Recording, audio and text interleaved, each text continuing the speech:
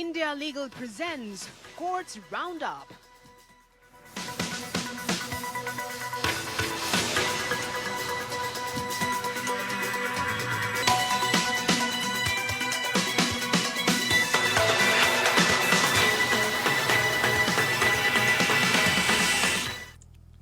नमस्कार, आप देख रहे हैं कोर्ट्स राउंडअप। मैं हूं आपके साथ नेहा दुबे। इस बुलेटिन में अगले आधे घंटे हम आपको कोर्ट से जुड़ी तमाम छोटी बड़ी खबरों से करवाएंगे रूबरू। कोर्ट की कार्रवाई और सुप्रीम कोर्ट से लेकर हाई कोर्ट्स और लो कोर्ट्स तक के फैसलों को रखेंगे आपके सामने। लेकिन आगे बढ़ने से पहले एक नजर हेडलाइंस पर। दिल्ली हाई कोर्ट ने मनी लॉन्ड्रिंग कानून की व्याख्या करते हुए कहा, ईडी मनमर्जी से लोगों को गिरफ्तार नहीं कर सकती। समन की शक्ति में गिरफ्तारी की शक्ति शामिल नहीं। कथित शराब घोटाला मामले में संजय सिंह की गिरफ्तारी को चुनौती देने वाली याचिका पर दिल्ली हाई कोर्ट ने अपना फैसला रखा सुरक्षित। ईडी ने कहा, संजय सिंह घोटाले में मुख्य साजिशकर्ता, रिश्वत का पैसा भी उन्हें मिला है। शुक्रवार को आ सकता है फैसला। हाईकोर्ट कर्नाटक हाईकोर्ट ने आय से अधिक संपत्ति में डीके शिव कुमार की सीबीआई केस रद्द करने की याचिका की खारिज। सीबीआई को 3 महीने के भीतर जांच पूरी करने का आदेश। कहा, शिव कुमार कर सकते हैं अपील। खेड़ा सार्वजनिक पिटाई मामले में 4 गुजरात पुलिसकर्मियों को 14 दिन की जेल की सजा। पुलिस वालों पर न्यायालय की अवमानना का है दोष।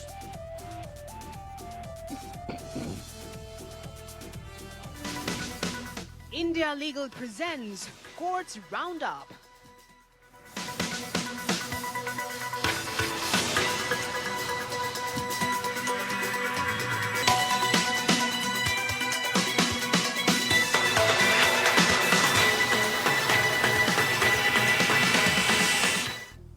दिल्ली हाईकोर्ट ने ईडी की शक्ति पर अहम फैसला सुनाया है। कोर्ट ने कहा है कि पीएमएलए की धारा 50 के तहत समन जारी करने की ईडी की शक्ति में गिरफ्तारी की शक्ति शामिल नहीं है। रिपोर्ट देखें। दिल्ली हाईकोर्ट ने फैसला सुनाया कि पीएमएलए की धारा 50 के तहत किसी व्यक्ति को समन जारी करने की प्रवर्तन निदेशालय की शक्ति में उस व्यक्ति की गिरफ्तारी की शक्ति शामिल नहीं है।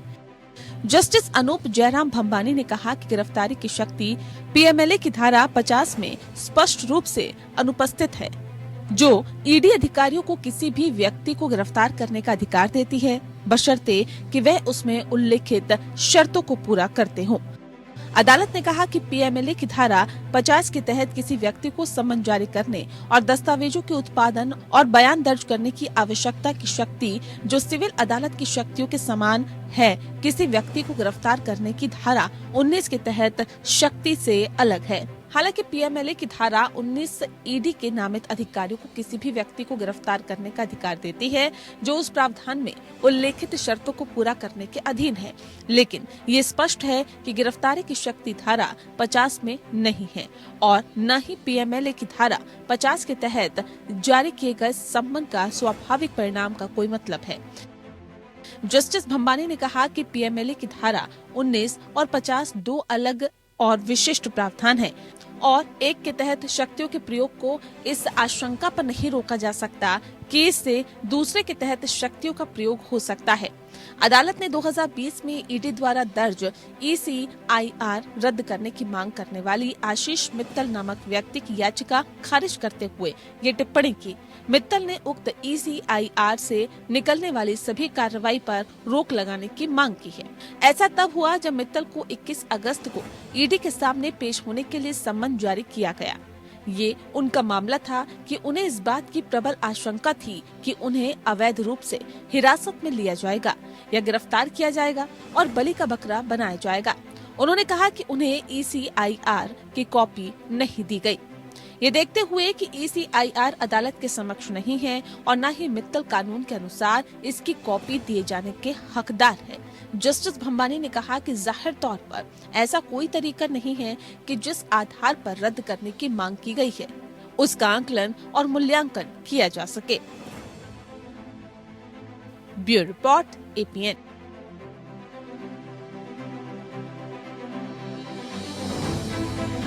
सुप्रीम कोर्ट ने हाल ही में उस उम्मीदवार को अंतरिम राहत दी है जिसे संघ लोक सेवा आयोग द्वारा इंटरव्यू में उपस्थित होने की अनुमति नहीं दी गई थी।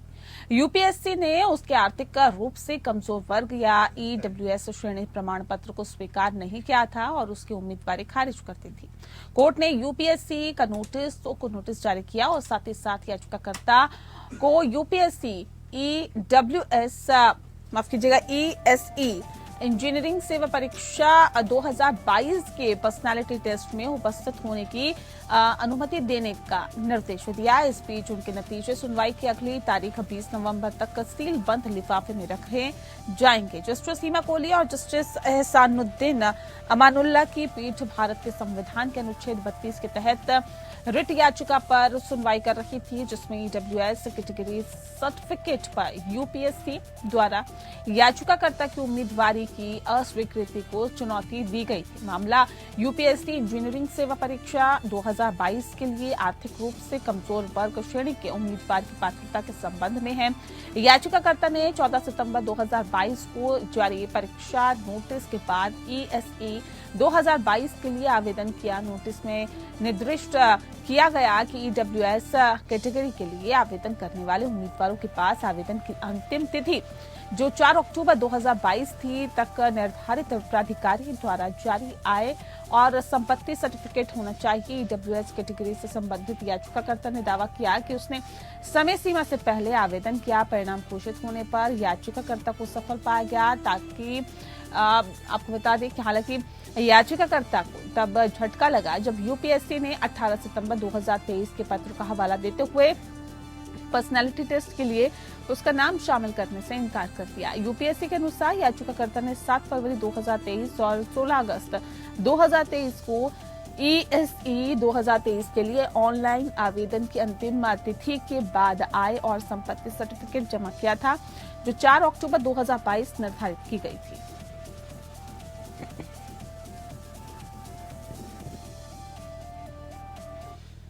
सुप्रीम कोर्ट ने न्यूज क्लिक के संस्थापक और प्रधान संपादक प्रवीर पुरस्कास्थ और एचआर हेड अमित चक्रवर्ती की हालिया गिरफ्तारी की चुनौती देने वाली याचिकाओं पर दिल्ली पुलिस को नोटिस जारी किया है। जस्टिस बीआर गवाई और जस्टिस प्रशांत कुमार मिश्रा की पीठ दोनों ही विशेष अनुमति याचिकाओं पर सुनवाई कर रही थी, जिसमें दिल्ली हाईकोर्ट के उस फैसले को चुनौती दी गई थी जिसमें कथित चीनी फंडिंग से राष्ट्र विरोधी प्रचार को बढ़ावा देने के आरोपों को लेकर गैर कानूनी गतिविधि रोकथाम अधिनियम के तहत एक मामले में दिल्ली पुलिस द्वारा उनकी गिरफ्तारी को बरकरार रखा गया था। इस सप्ताह की शुरुआत में सीनियर एडवोकेट कपिल सिब्बल ने तत्काल सुनवाई के लिए इस मामले का उल्लेख मुख्य न्यायाधीश डीवाई चंद्रचूड़ के समक्ष किया था। कोर्ट ने दोनों विशेष अनुमति याचिकाओं पर नोटिस जारी किया।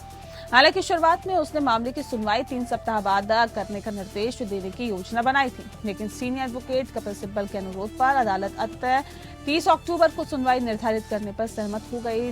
दिल्ली पुलिस द्वारा 3 अक्टूबर को न्यूज क्लिक के कार्यालय और उसके संपादकों और पत्रकारों के आवासों पर की गई व्यापक छापेमारी के बाद गिरफ्तारियां की गई। पिछले हफ्ते 13 अक्टूबर को दिल्ली हाईकोर्ट ने पुरस्कास्थ और चक्रवर्ती की उस याचिका को खारिज कर दिया था जिसमें उन्होंने यूएपीए मामले में उन्हें 7 दिनों की पुलिस हिरासत में भेजने की ट्रायल कोर्ट के आदेश को चुनौती दी थी। उन्होंने तर्क दिया था कि उनकी गिरफ्तारी का आधार उन्हें लिखित रूप में नहीं दिया गया था। एफआईआर की एक प्रति उनके द्वारा अदालत का दरवाजा खटखटाने के बाद ही प्रदान की गई थी।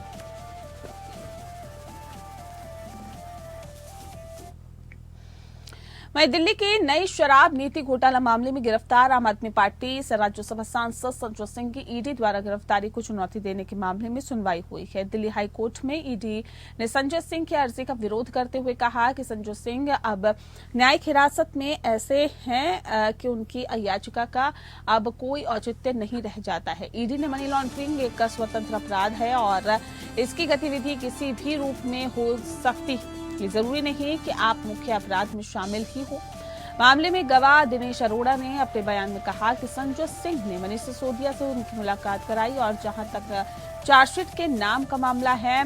उसमें पिछले चार्जशीट में 4 जगहों पर संजय सिंह का नाम था, जिसमें से सिर्फ एक जगह पर ही संजय सिंह का नाम गलती से लिखा गया था, जिसे सुधार भी लिया गया था। ईडी ने संजय सिंह की उस दलील का विरोध किया जिसमें उन्होंने कहा था कि जांच एजेंसी ईडी को मैंने नोटिस भेजा था, जिसकी वजह से उनकी गिरफ्तारी की गई है। अमित अरोड़ा और अंकित गुप्ता मार्च में 2023 को बयान दिया गया था और ये बयान संजय सिंह के द्वारा ईडी को नोटिस भेजने के बहुत पहले दर्ज किए गए थे।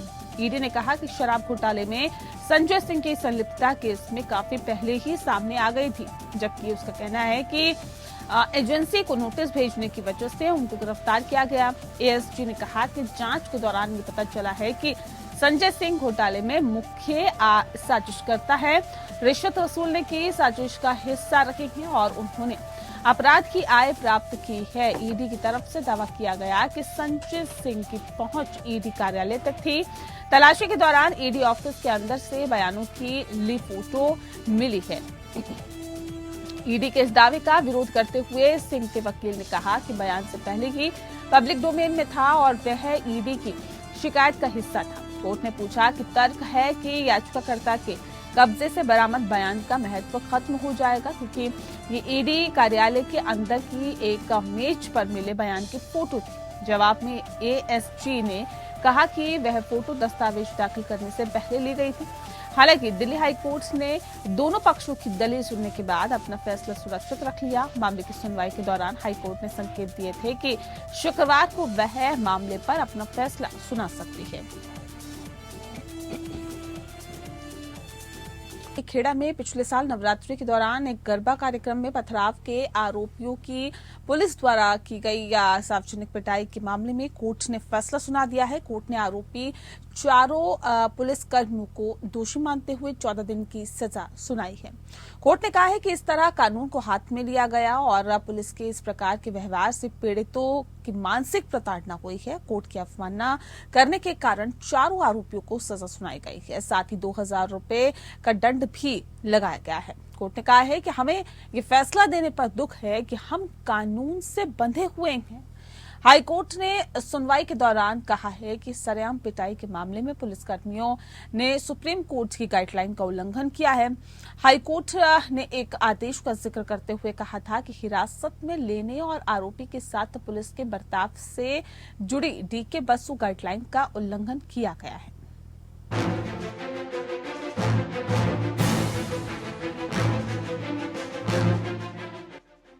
गुजरात हाई कोर्ट ने गुजरात पुलिस के 4 अधिकारियों को न्यायालय की अवमानना का दोषी पाया। उन्हें 14 दिनों के साधारण कारावास की सजा सुनाई। कोर्ट ने उन पर 2000 का जुर्माना भी लगाया। उन पर दोष है कि पिछले साल अक्टूबर में खेड़ा जिले में मुस्लिम पुरुषों को सार्वजनिक रूप से पीटने के लिए कहा था। जस्टिस एएस सुपेहिया और जस्टिस गीता गोपी की पीठ ने ये टिप्पणी भी की। न्यायालय इस बात से खुश नहीं है। कोर्ट ने कहा कि ये दिन आ गया है जब वह ऐसे आदेश पारित कर रही हैं, जिसमें अधिकारियों को साधारण कारावास से गुजरने के लिए कहा जा रहा है। गौरतलब है कि 16 अक्टूबर को पीड़ितों ने 4 पुलिसकर्मियों से आर्थिक मुआवजा लेने से इनकार कर दिया था। गुजरात हाई कोर्ट ने पिछले सप्ताह डीके बसु मामले के दिशा निर्देशों के कथित उल्लंघन के कारण पिछले साल अक्टूबर में खेड़ा जिले में मुस्लिम पुरुषों को सार्वजनिक रूप से पीटने के आरोपी 4 पुलिसकर्मियों के खिलाफ अवमानना के आरोप तय किए थे। हाई कोर्ट ने राज्य सरकार, केंद्र सरकार से कहा कि अवमानना के आरोप तय करने का आदेश पीठ द्वारा अगस्त 2023 में दायर नडियाद में सीजेएम कोर्ट की एक रिपोर्ट पर गौर करने के बाद पारित किया था। रिपोर्ट में स्थानीय अपराध शाखा inspector, sub inspector, head constable और एक कांस्टेबल सहित घटना में आरोपी 14 पुलिसकर्मियों में से 4 की पहचान की गई थी। इससे पहले इस साल जुलाई में एचसी ने संबंधित सीजीएम को पेन ड्राइव और घटना से संबंधित वीडियो सहित अन्य इलेक्ट्रॉनिक साक्ष्य का विश्लेषण करने का निर्देश दिया था। ये निर्देश एक प्रभावित परिवार के 5 सदस्यों द्वारा आरोपी पुलिस अधिकारियों के खिलाफ अवमानना कार्रवाई की मांग वाली याचिका पर दिया गया था। कथित तौर पर युवकों के एक समूह को एक खंबे के पास लाया गया, जहां उनके साथ शारीरिक दुर्व्यवहार किया गया। पुलिस की ये कार्रवाई कथित तौर पर खेड़ा जिले के मटर तालुका स्थित उंधेला गांव में सांप्रदायिक झड़प के बाद हुई थी। आरोप है कि नवरात्रि समारोह के दौरान कुछ कथित घुसपैठियों ने भीड़ पर पथराव किया। घटना में कम से कम 40 लोगों को गिरफ्तार किया गया था। हाई कोर्ट ने राज्य सरकार से पूछा था कि क्या कोई कानून इसकी इजाजत देता है किसी आरोपी को खंबे से बांधकर सबके सामने पीटा जा सकता है। इस साल जनवरी में गुजरात सरकार ने हाई कोर्ट के समकक्ष प्रस्तुत किया कि उसने कूड़े मारने के मामले में एक पुलिस निरीक्षक सहित पुलिस कर्मियों को प्रथम दृष्टया से दोषी पाया है। Bureau report, APN news.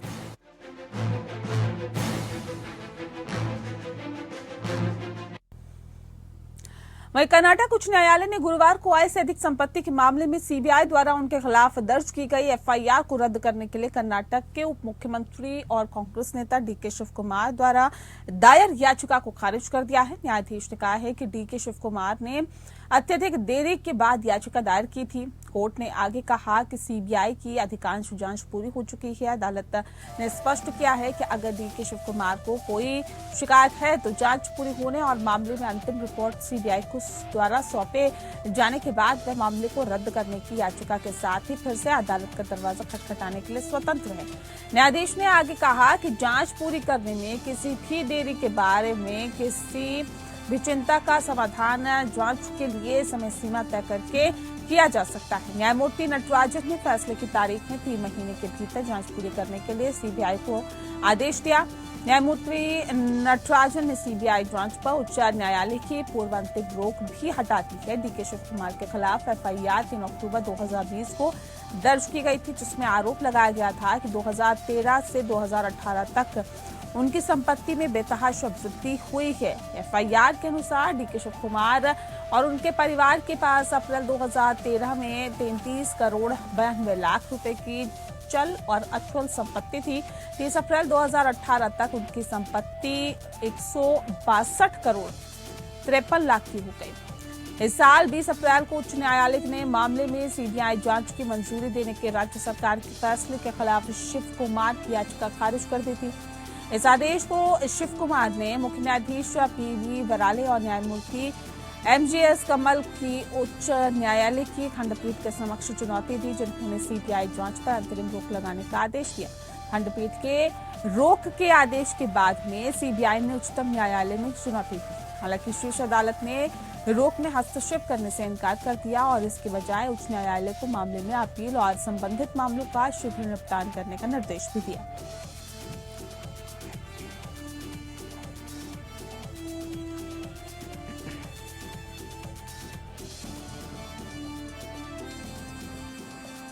Congress ಪಾರ್ಟಿಗೆ ಈಗ 5 ವರ್ಷ ನಮ್ಗೆ ಅಧಿಕಾರ ಕೊಟ್ಟಿದ್ದಾರೆ. ಪಾರ್ಟಿಯವರು ಯಾವಾಗ ಏನು ತೀರ್ಮಾನ ಮಾಡ್ತಾರೋ ಅವ್ರು ಮಾಡ್ತಾರೆ. ನಾವು ಯಾವುದೂ ತಲೆ ಕೆಡಿಸ್ಕೊಂಡು ಹೋಗೋದಿಲ್ಲ. ಜನದು ಭಾಳ ಬಯಕೆಗಳಿರ್ತದೆ. ಅವ್ರ ಬಯಕೆಗೆ ನಾವು ಅವರ ಆಸೆ ಅವರ ವಿಚಾರ ಎಲ್ಲ ಇರ್ತದೆ. ಫಸ್ಟು ನಮ್ಮ ಪ್ರಯಾರಿಟಿ ಈ ರಾಜ್ಯದ ಜನತೆಗೆ ಒಳ್ಳೆ ಆಡಳಿತ ಕೊಡಬೇಕು. ಈ ವರ್ಷ ಸ್ವಲ್ಪ ಮಳೆ ತೊಂದರೆ, ಮಳೆ ಕಡಿಮೆ ಸಿಹಿ ನೋಡಿ ಒಂದು ದಿನ ಮಳೆ. मद्रास उच्च न्यायालय ने तमिलनाडु के मंत्री और द्रविड़ मुनेत्र कुड़गम नेता वी संथल बालाजी द्वारा दायर मेडिकल जमानत याचिका खारिज कर दी है। बालाजी को जून में मनी लॉन्ड्रिंग मामले में गिरफ्तार किया गया था।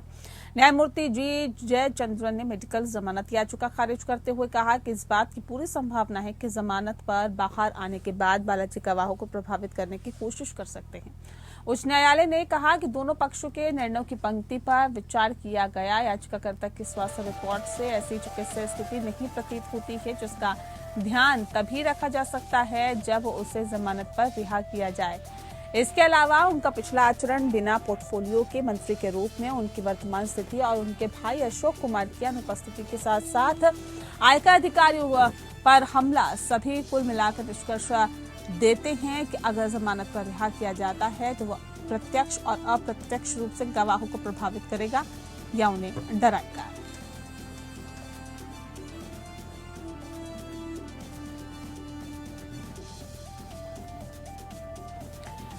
वहीं केरल हाईकोर्ट ने एक तलाक मामले में पति की अपील को खारिज कर दिया और बताते हैं आपको कि कोर्ट का मानना है कि पत्नी के खाना पकाने में कमी विवाह भंग का कारण नहीं हो सकता है और pत्नी अपने वैवाहिक रिश्तों को जोड़ने और उसकी समस्याओं का पता लगाने के बाद उसे सामान्य जीवन में वापस लाने के लिए अपने पति के नियोक्ता की मदद मांग रही है और जिसे क्रूरता नहीं कह सकते हैं। डिवीजन बेंच ने पत्नी द्वारा प्राप्त वैवाहिक अधिकारों की बहाली के फैसले के खिलाफ पति की अपील पर ये टिप्पणी की है।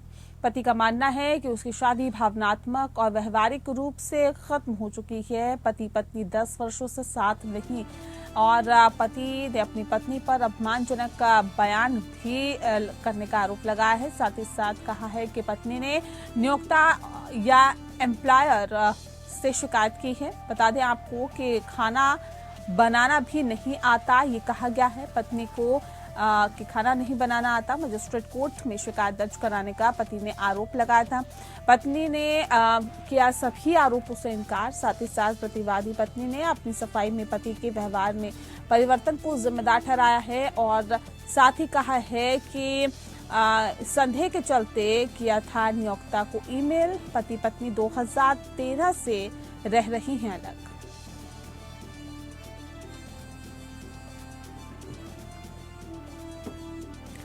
लखनऊ में पौष इलाके डालीबाग में देर शाम गाड़ी में टक्कर मारकर कार सवार ने जज को घसीटकर बाहर निकाला। इसके बाद गाली गलौज की। इतना ही नहीं, जज को जान से मारने की कोशिश भी की।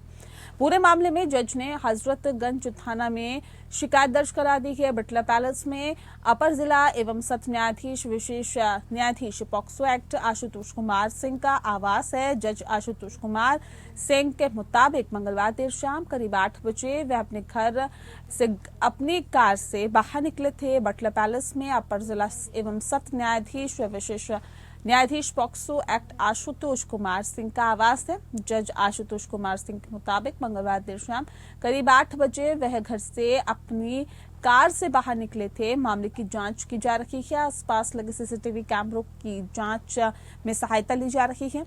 गाड़ी के नंबर के आधार पर उसकी लोकेशन ट्रेस की जा रही है।